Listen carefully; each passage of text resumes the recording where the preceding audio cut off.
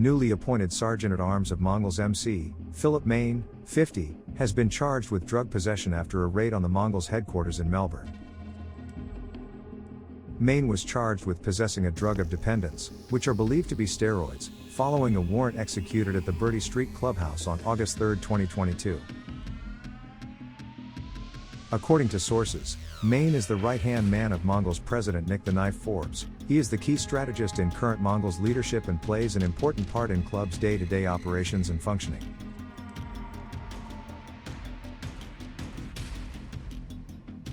Mayne also played an important role in kicking out Toby Mitchell in April this year. The raid was conducted by Echo Task Force operating alongside newly established Viper. Viper Task Force was created in July this year and consists of 80 specialist officers. The task force is focused on preventing, detecting, deterring, disrupting and dismantling the criminal activities of outlaw motorcycle clubs according to police website.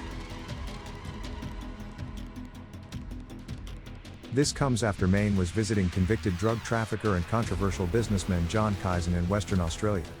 A photo on media websites show Mayne and Kaizen, alongside notorious Troy Mercanti, having some drinks and clicking selfies.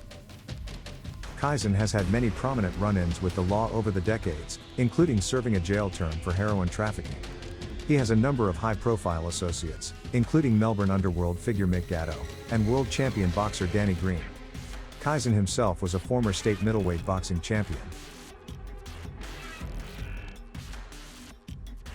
Mercanti on the other hand was issued with an anti-consorting notice in June this year, that banned him from meeting dozens of bikies for the next several years. Mercanti was banned from associating with senior leaders of the Mongols and rebels gangs and also ex-bikies like Toby Mitchell.